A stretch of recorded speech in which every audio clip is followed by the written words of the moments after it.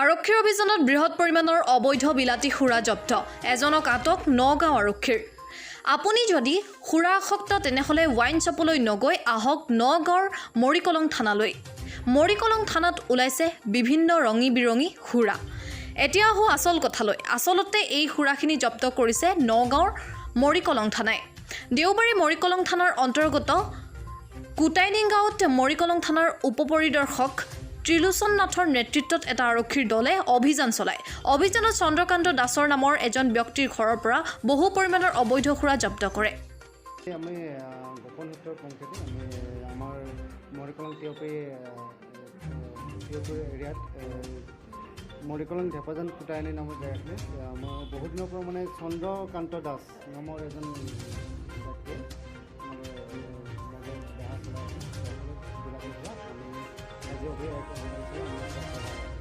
recovery কৰোঁ লগতে তেওঁক আমি